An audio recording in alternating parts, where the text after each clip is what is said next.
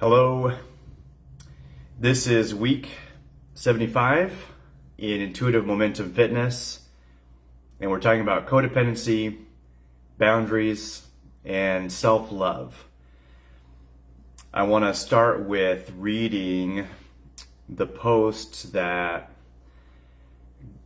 got me thinking about that earlier, and then I was listening to a podcast yesterday, and I'll share some notes from that as well. But this woman made this status, and so I copied it and protected her identity. I don't actually remember who it was.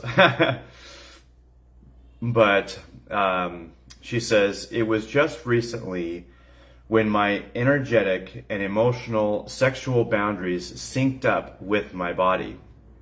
What I mean by this is my body finally relaxed into trusting me, because for years my boundaries were requests and not hard lines.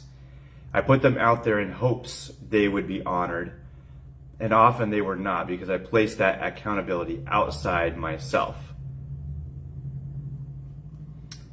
2 years of clear, loving boundaries, plus practicing giving and receiving non-sexualized affection and massages, has instilled trust within my body that I will not forsake it. Embodied boundaries are freeing." I love this, especially when she says, "My body finally relaxed into trusting me, because for years my boundaries were requests and not hard lines." So I feel like that is something that I can very much relate to over many years of my life, because I don't think my body was able to trust me to take care of it. In fact, it wasn't at all for many years. Whether that was something less intense on the scale as not eating regularly. Notice I've got some flyaway hair here. Or not focusing on my strength training, or not going to bed when I needed to. And it's something I'm thinking about now. In even those same areas, I'm remembering that just recently I was at a restaurant, and I could have asked for it to be prepared in just the way I would have done at home, and just the way I would be ideal for myself. But I didn't really think of it because I thought that would be too extreme. I didn't realize that that's what I thought, but I thought afterward I recognized, oh, that felt too extreme for me to ask for it to be just exactly the way that I would need it to be. And I realized that it was going to be a challenge for me to say that, to speak my needs and desires in that way. And I want to challenge myself. I want to make sure that I am taking care of myself in that way, and that my body can trust me to do what it needs me to do. And that's a huge thing. I know that when people become parents, sometimes that is the catalyst for them to care for themselves, take responsibility in ways that they have never had the willpower previously to care for themselves. And And I hope that by highlighting that our body also has to deal with whether it can trust us or not, that is something that helps me and helps you to kind of grab hold in an extra way, to latch on in with more determination to holding fast to the needs that we have, the desires that we have, the goals that we have, whatever it is, because we are often far too used to catering to others and putting ourselves last and accommodating everyone else. So with this discussion, and I do want it to be a discussion, I hope that people will feel free to comment and relay stories,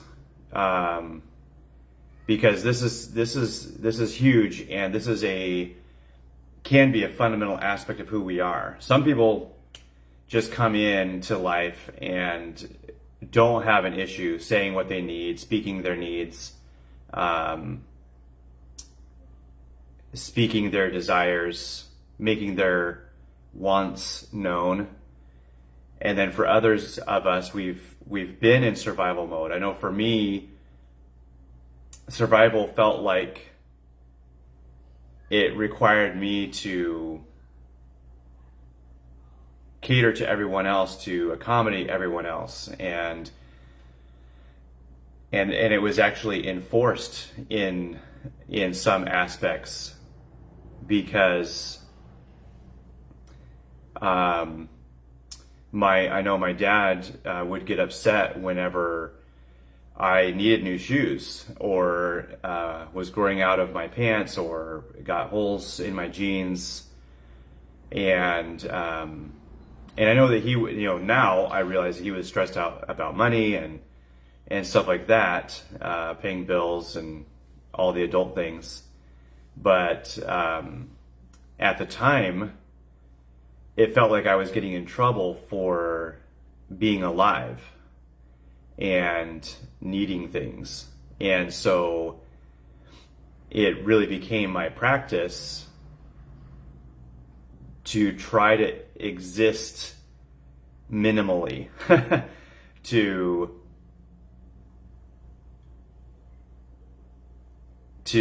really try to be invisible, to try not to let others experience my existence or my needs. And so I was just like overly accommodating. Whatever someone else wanted to do was fine. Whatever someone wanted to eat was fine, for the most part. Sometimes I would have resistances, but generally, if it wasn't a big deal, I would try to accommodate instead of actually checking in with myself, tuning into my preferences, and figuring out what I might prefer. And this is a survival strategy. So I think it's important to recognize that if you do struggle with codependency, which just means that super basically means that you feel like you are dependent on others for your well-being. Like you can't be okay on your own. And, that goes along with boundaries. So if you struggle with boundaries, if you struggle with self-love in that way and speaking up for yourself, taking care of yourself, that is not a huge negative reflection on you. It just means that you are in survival mode. And I know you don't want to be in survival mode. I don't want to stay in survival mode. And so practicing the uncomfortable expansion of choosing what is best for me, choosing what is ideal for me, is massive. So when some of the things, I was listening to this podcast yesterday where Terry Cole was interviewed. She's a psychologist, and she just wrote a book on boundaries and has struggled with that in the past. And so she's gone through a whole process, a whole kind of personal transformation to become less codependent, to have better boundaries, and to really care for herself more. So she said, one of the things she was talking about when she was talking about, how we can, prioritize taking care of other people over ourselves. Do you know what their highest good is? And sometimes from the surface, we think we know. Just like well-meaning older people will tell younger people all about the life lessons they learned, thinking that everyone has to learn the same lessons. That's not necessarily true. But do you believe you know what their highest good is? And we probably don't. The other question she asked was, do you know what they are here to learn? And they may only learn those lessons by going through the challenge that they're going through, that you feel responsible to help them out of. So that's helpful. Whenever I think back to my own darkest moments, whether those were like financial challenges or emotional crisis or emotional triggers, trauma, flashbacks, it was something I needed to process. It was something that I needed to deal with. And I couldn't let other people take that for me or take care of it for me. I had to go through the experience in order to learn what I needed to learn. And so when you see someone else who is struggling, when you know that they are in pain, it's really like you get a glimpse of how Source sees us, Spirit sees us, knowing and trusting how strong they are, but not intervening to rescue them in their situation or out of their situation. It's like the butterfly emerging from the chrysalis. That's a brutal process. I mean, the whole experience is brutal because the caterpillar makes this chrysalis and entombs itself, and then literally dissolves to goo, and then is remade into a butterfly. But the butterfly is not fully functional yet as it's emerging out of the chrysalis. And so the effort that the butterfly goes through to squeeze out of that chrysalis is the pressure that's needed to pump the blood into the wings and make the wings actually operational. And so when they're helped out of the chrysalis, the wings don't work. So when someone comes to us with their crisis and it becomes our crisis, and then we don't have good boundaries because we're not taking care of ourselves, and our body can't trust us because we're not taking care of ourselves, then we have essentially we are assisting the butterfly out of the chrysalis, and they're not able to fly on their own.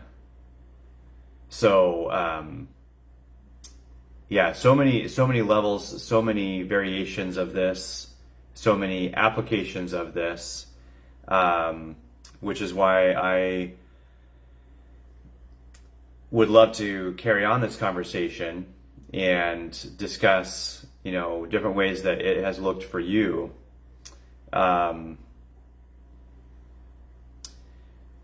One thing this Terry Cole said in her podcast was making clean agreements. So if you're starting a business, if you are starting a relationship, then have clear expectations. Know what you want. Sit down and figure out, what do I need?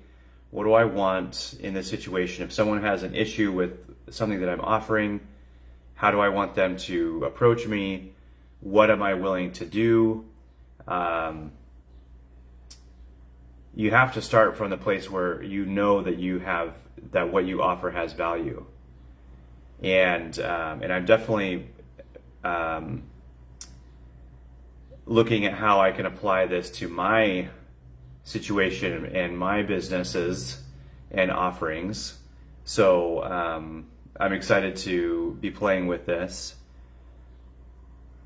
But one of the things that she said, and this may come from the book, she quoted Deepak Chopra in his book, Creating Affluence. She said it was one of his lesser known books, but it's really good. It's her favorite book. And so this quote may come from that. She said at the same time, so it may be from this book, but this quote is, "It's okay for me," it's kind of a mantra, kind of a test for yourself. "It's okay for me to have more money than my family, my friends, and the poor." So as you say that to yourself, think about, how does that feel? Is that true? And if that doesn't feel true, why doesn't it feel true? If it feels like that's not okay because I need to make sure everyone else is okay also, then that by itself is going beyond your responsibility, beyond your sovereignty, and denying them theirs. So everyone has a choice, to whatever degree, to what they make themselves available for. And it's not a competition.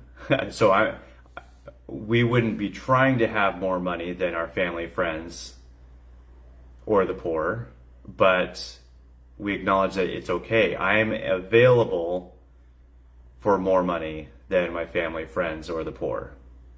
And that doesn't mean that you don't invest in others and you don't help others out and you don't support in whatever way feels balanced within yourself, but you're not violating your own well-being in order to support others.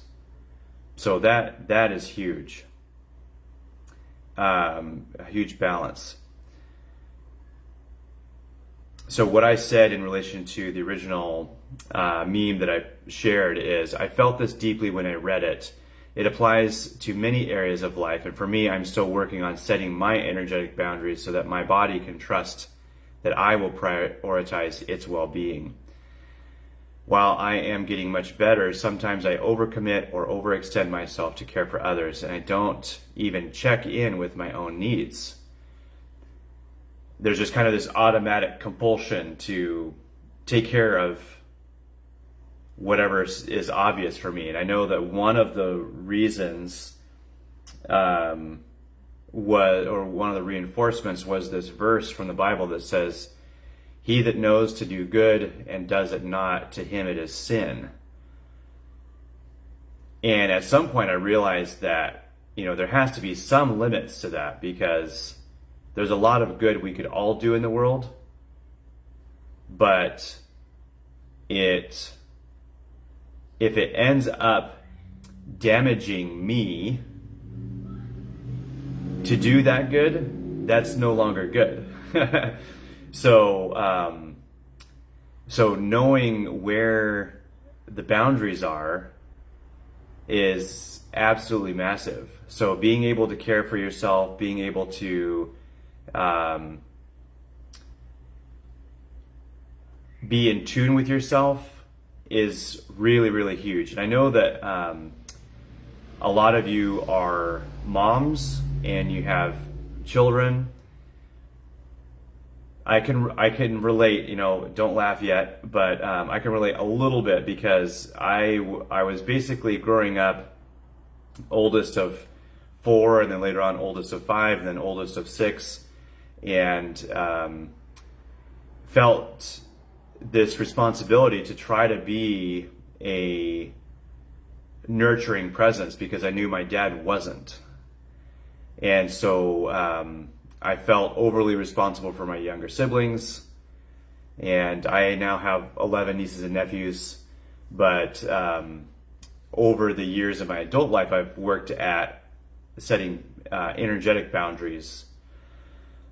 But even just from a observational standpoint, from a outside perspective, you logically have to be as important as everyone else in your life. And even when you have like the most responsibility over anyone else for other people, like children, you're still never going to be more responsible for anyone in the world more than yourself.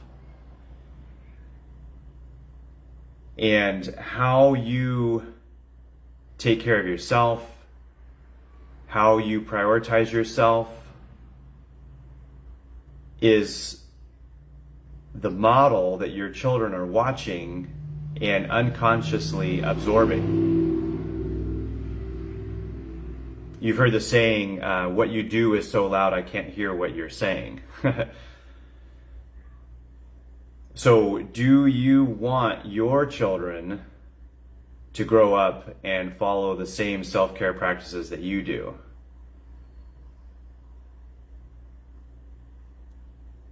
And if not, then how would you want them to prioritize themselves, even with family and kids and all of that? Are you able to ask for some help for relief? And I realize also that there are some really, really, really tough situations, and sometimes you're flying solo a lot of the time or all the time. But I just heard someone share the idea of swapping babysitting responsibilities with another mom or another family. And like you watch their kids for a couple hours one night, and then they watch your kids for a couple hours another night. Just little things like that. I remember my mom watching fitness videos and working out to them, and we wanted to join in, and sometimes we did, and it helped me, I believe, when it came to trying to figure out my own health issues. And I knew that I needed to work out and needed to try to strength train and try to get stronger. And it wasn't working for a long time because I didn't know how to listen to my body yet, and I was learning how to do that still. But my mom's example of working out every day when she could, when she was feeling well enough to, was a very powerful message to my mind and body. And also, I don't know very many people that researched more than she did about nutrition and health and all of that. So, being able to research, look things up, And we have so many more resources now. She had an amazing library, and we would go to the library, but that just instilled this obvious impulse in my mind to, if I don't know the answer, I can find it. I know I can find the answer. I can learn about this if I don't know this already, because that's what she was doing all the time. So your example is massive. So even you taking care of you is massive for your kids. So, and even just, not that it's even about your kids, again, because you have value. Even if your kids don't pay attention to anything, you have value. You are still sovereign in your life. You are still most responsible for you. No one else on the planet is more responsible for you than you. So you get to prioritize yourself in whatever way you can, whatever way you need to. So, so whether it's the codependency, the boundaries, I hope that you can show yourself self-love and respond in the ways that you need to. So Susie has some thoughts. I asked everyone for their thoughts on the boundaries, the codependency, the self-love. And so got a couple of responses for that. And then I also invited anyone to ask any fitness related, health and wellness related topics, questions they might have. So so Susie responded with one of those as well. So Susie says, this gives me so many thoughts. This comment is long, so skip parts as needed or table for later. Thanks. 1, I do fairly well with boundaries. If there's something I truly don't want to do, I'm not going to do it. An aunt once told me that was true even when I was a very young child, not in a disobedient way, but in a healthy way, and she was glad to see that. So that's so cool. I love seeing examples of that. I have recently been observing that more often with some of my friends, some of the people I play pickleball with. They're just really, really good at saying what they want, not doing what they don't want to do.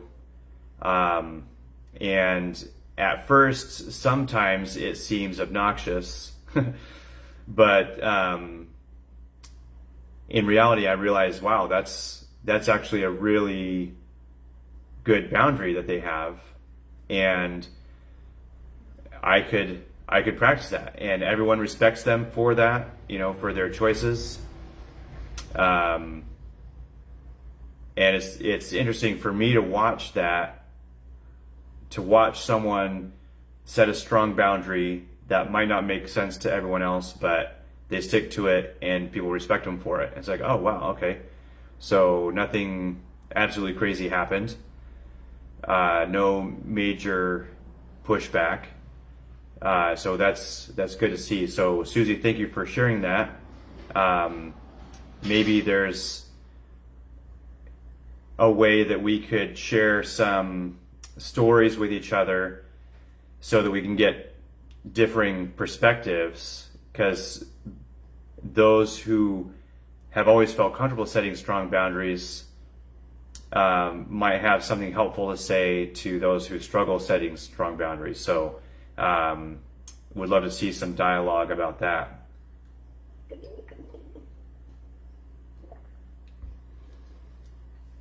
So then she says, number 2, my problem with saying no or giving myself space to rest, including in fitness pursuits, is I want to do and try all the things all the time.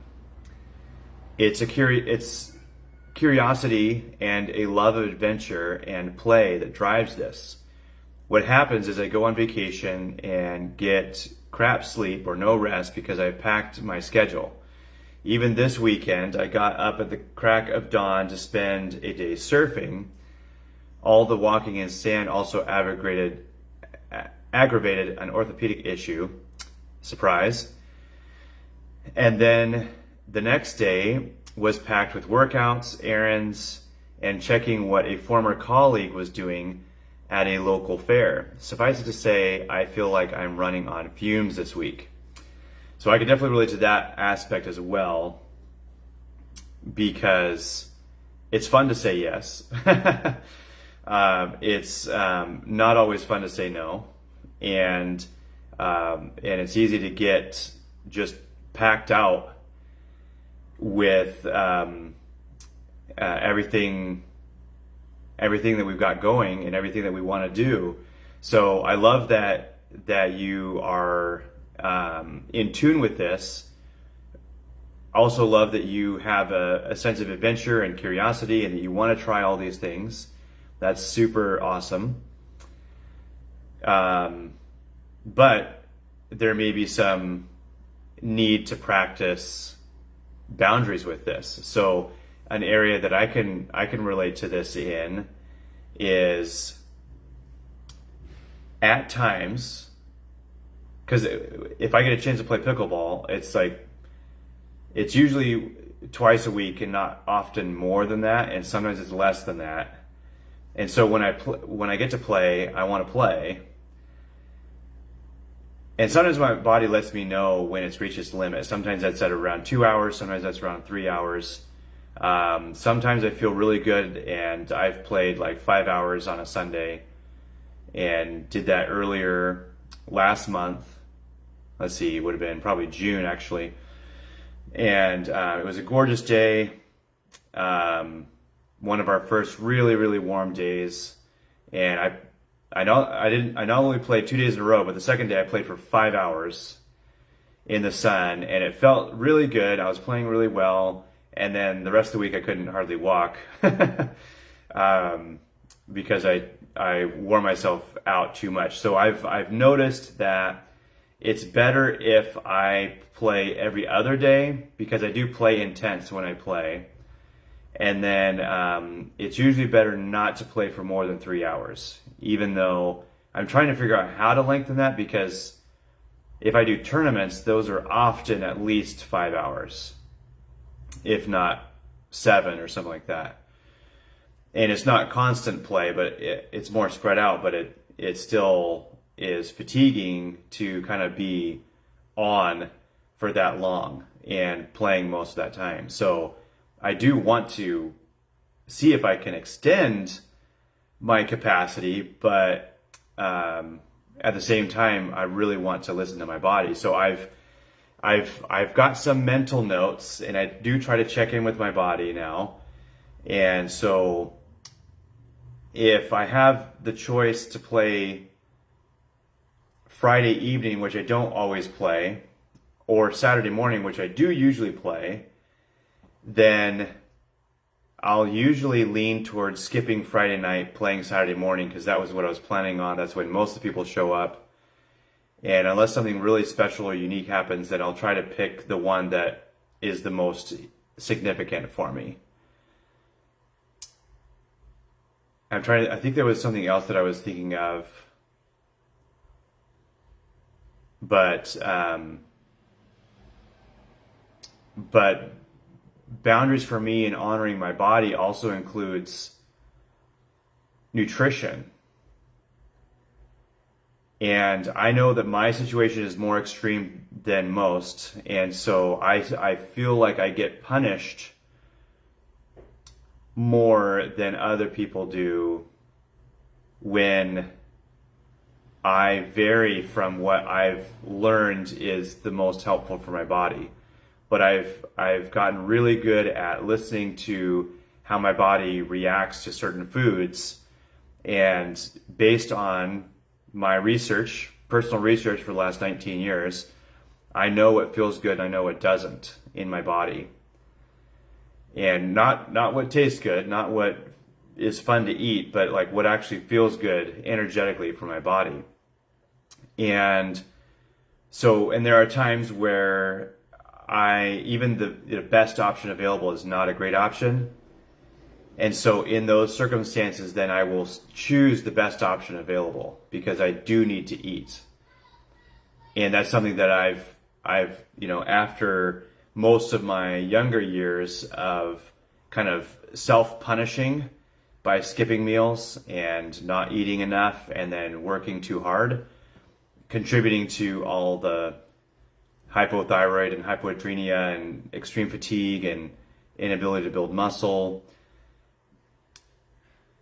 I want to honor my body and honor my needs and not neglect it. So for most of that time, it means making my own meals, eating only the things that I know are best for me, because I want my body to be able to trust me that I'm going to take care of it. And I've listened to it long enough that I know what it prefers to eat, what it prefers to use as fuel. And so I do think of eating as fueling up, primarily because I am nourishing my body and nourishing it not just for today, but like investing in my body for decades to come. Because like I've mentioned many times before, one of my biggest goals for my fitness is to be a ridiculously energetic and strong old man. So, food isn't entertainment. It can be, but for me, it's really, I'm building dense bone and muscle for longevity. And I just listened to a really great video reviewing some research that just came out about how muscle is an endocrine organ. And they're discovering all these functions, but Dr. Gabrielle Lyon, who is a muscle, protein, and longevity expert, she's been saying that for years already.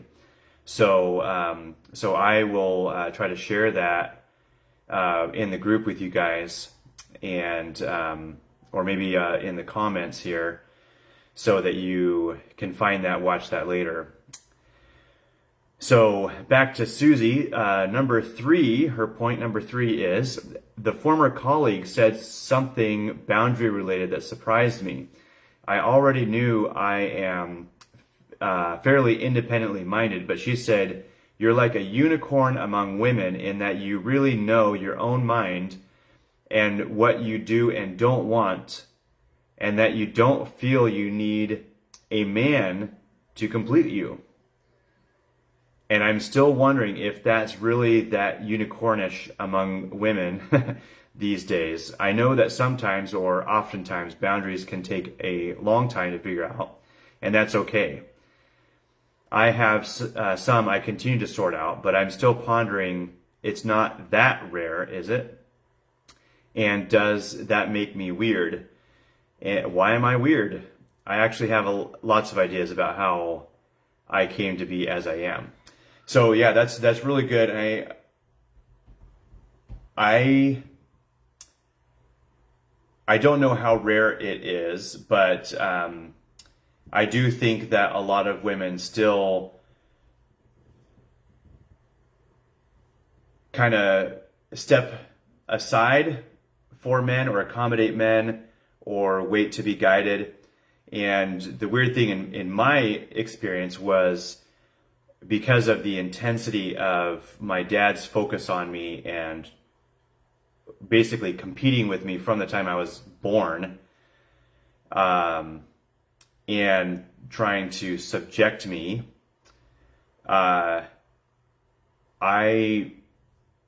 learned very early on that accommodating and second guessing myself and overly valuing others and kind of worshiping others was a survival pattern for me, survival habit for me. And it was so I've had to learn, just similar to how many women have to learn how to assert myself, to validate my own opinions, to stand up for myself, speak up for myself. And so I have so much compassion, empathy for what a lot of women have to experience in that area. So, Susie, I love that you are an example in that way, an inspiration, because that is helpful to observe someone else who is doing what you want to be doing. So keep doing that. Let me switch over here to the Facebook Live version so that I can read the comments. So, yeah, so Susie wants to hear from other women in the group and what they think. I think that would be very, very helpful. So if you can chime in, that would be amazing whenever you're watching this, because it would be great to have that for reference.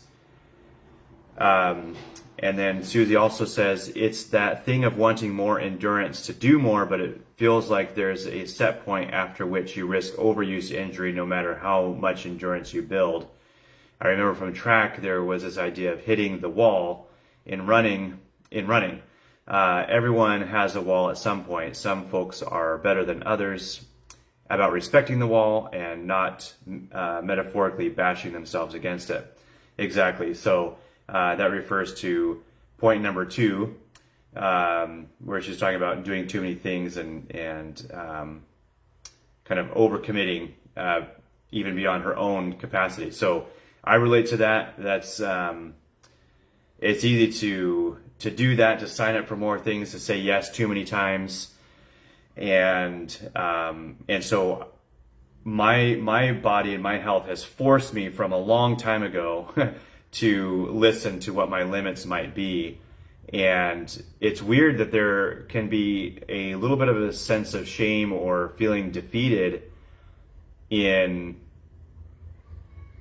having to say, no, I need to rest, or I need to, skip that activity because I've done something else. And the contrast between looking skinny and how people treat you, and then looking fit and how people treat you, is so weird for me to experience, because when I was young, when most everyone else, when they were young, was strong and energetic, I was weak and small. So then now, as I'm, throughout my 30s and into my 40s now, I'm looking strong and energetic, and being strong and energetic most of the time, and then people are really disappointed that I don't have more to give. Like if I need to go home and eat, that I can't play another game of pickleball or whatever it is. So, I went from people assuming I had all kinds of energy and just kind of discounting anything I had to say about my fatigue when I was younger, when I was really experiencing it. And then now that I'm practiced at setting good boundaries and taking care of myself, then people kind of seem disappointed in that too, and kind of mocking of that. So yeah, it's very strange, but yeah, make sure you don't ignore your own body requesting you to slow down. And I want to learn how to live my life with more margin in general. Like for much of my adult years, and even younger, when I was younger, I was always accomplishing so much. I was like, that was the key to approval, was accomplishing so much. And so I was always trying to pack in as much as I could into every day. And I really don't want to live my life like that. So if I flash forward to my deathbed, if I have a deathbed, maybe it's a car crash or something, I don't know. But if I flash forward to the end of my life and, you know, and I have a moment of awareness that like I'm, you know, at the end of my life, I don't want to look back and think, oh, I got so much done. I really want to look back and know that I savored everything that I experienced and didn't rush through it.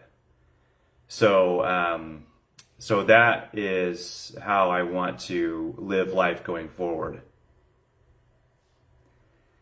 So then I'll jump to Robin because she is also talking about the boundaries. I'm still learning to care for myself better and not give so much to others that I'm depleted. Boundaries are good. And I think that is the key point, is that's where you know the balance is. That's where you know where the boundary is needed, is when you're doing when what you're doing for others becomes a detriment to yourself. That's where you need the boundary. That's where you crossed the line from being a loving neighbor, a caring family member, to depleting yourself. That is codependency, where you feel like you have to deplete yourself in order to take care of someone else. That's not self-love. And that's something that you have to recognize, pause, and realize that I have to take care of me. And I have to prioritize me. That's the most important thing. So, yeah, so hopefully this is helpful. I love to carry on the conversation. I'll jump back to Susie, who has a couple of comments about health and wellness. So A, can you talk about whether using light hand weights or a weighted vest is useful at all when doing cardio or light exercise? What I recall is that you want to keep the weights light because there's a risk of injury in adding the weight if not careful, but I wonder if there's any new research on whether it's worth bothering with. So it really does depend on the type of cardio that you're doing, the intensity of the cardio that you're doing. Generally, cardio should be cardio and strength training should be strength training. So when you're strength training, you want to lift heavy things. As heavy is reasonable, and you can use resistance bands and whatever else that makes it safer. But you're trying to reach fatigue in the muscle in a short amount of time. And then cardio is more, depending on what kind of cardio, it might include agility or whatever, but it's also primarily cardiovascular training. So the conditioning of your lungs and heart to deliver oxygen to meet the need that your body has, to meet the demand for oxygen that every cell has when you're doing that activity. There are occasions when adding a little bit of weight can be okay. If you were to run, let's say you did 5 miles and you did the whole thing with 2-pound weights in each hand, if you weren't used to doing that, you'd really have to listen to your body again. This is like another boundary thing, but you know, what would likely happen if you hadn't been doing that already and you started doing that, you did that for a week, you might end up straining elbow tendons or shoulder tendons or something like that, because that is a lot of repetition, not a lot of weight, just a lot of repetition over and over and over again. So it really depends on what you're doing. If you're going for a walk, throwing on a weighted vest should be fine. If you're doing some sprint intervals, that should probably be fine.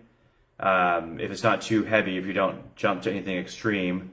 But if you were to, suddenly go for a jog with a weighted vest and you did a 30-minute run, that might, especially if you were on concrete, that sudden extra 10, 20 pounds, however much the weight vest was, might be problematic for your knees and ankles and hips possibly. So, that is still the case, especially with you and all of your classes and all of that. Yeah. So yeah, it'd be easy to injure. So yeah, with everything that you've got going, that's why I'm even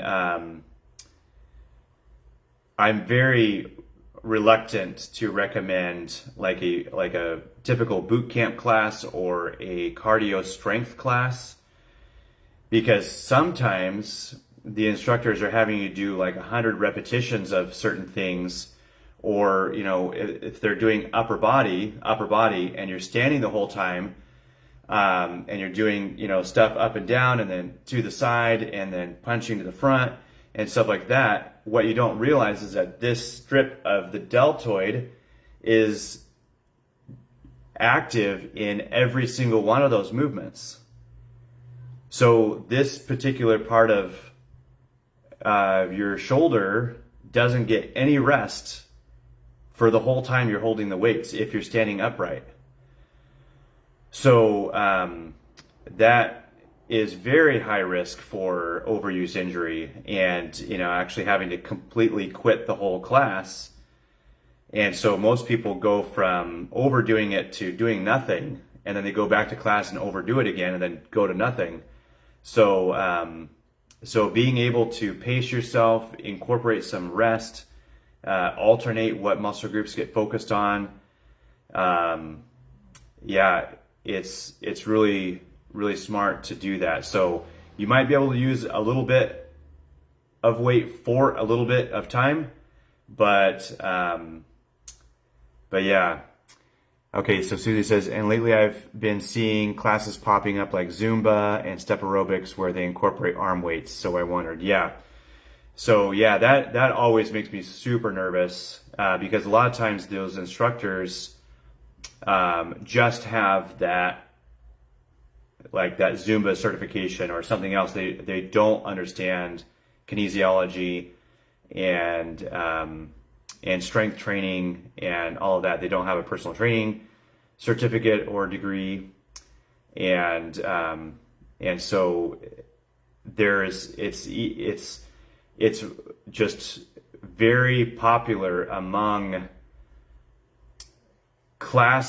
certified class instructors, even though the certification might be a 2-day certification, but still it's popular to be promoted even from the organization that's leading it or that's designing the classes to incorporate weights and to do it in very, very dangerous ways, where people are more than likely going to give themselves an overuse injury. So yeah, I'd be very cautious about weights with cardio.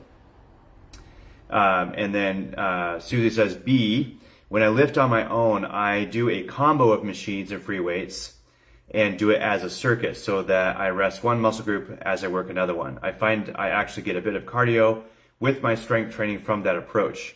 Is that really possible to get 2 for 1 with that approach, or am I unknowingly undermining something? So no. That can be a great approach. So it really depends on your energy level. So I will often alternate muscle groups. So sometimes like I'm doing a push-pull day, so I do a push movement, rest very short amount of time, then do a pull movement, rest very short amount of time, then do a pull movement, push movement, back and forth, and so that's called compound sets, where you're working differing muscle groups at the same time.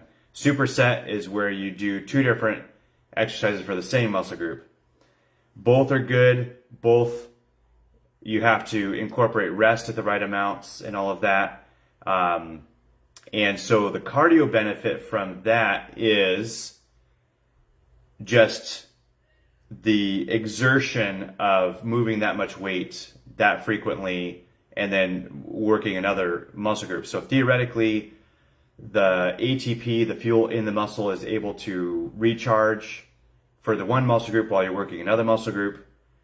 Obviously, you are using a lot of systems in your body and a large percentage of your body at the same time. So then you need to look at, do you have the overall energy for that? And I feel like from what I know of you, you probably would be able to thrive with that kind of workout. Others, especially like myself early on, I would not have been able to do that. It would have worn me down too much because I wouldn't have enough energy to carry on and recover from that kind of intensity. So I would have wanted to do a focused area, have longer rest periods, and wear it out, signal to the body to get stronger, have it get stronger. And then once I was stronger, I was able to do things like that. So, and then, so it does train the cardio a little bit because your heart is pumping and your lungs are pumping and it's supplying the muscle with recovery, oxygen and nutrients and ATP. But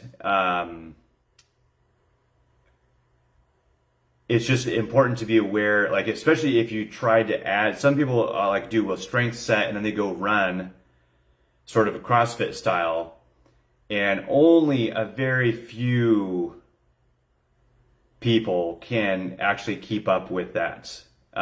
It's usually better to train for cardio and then train for strength and have it be separate and distinct and intentional. So hopefully that makes sense, and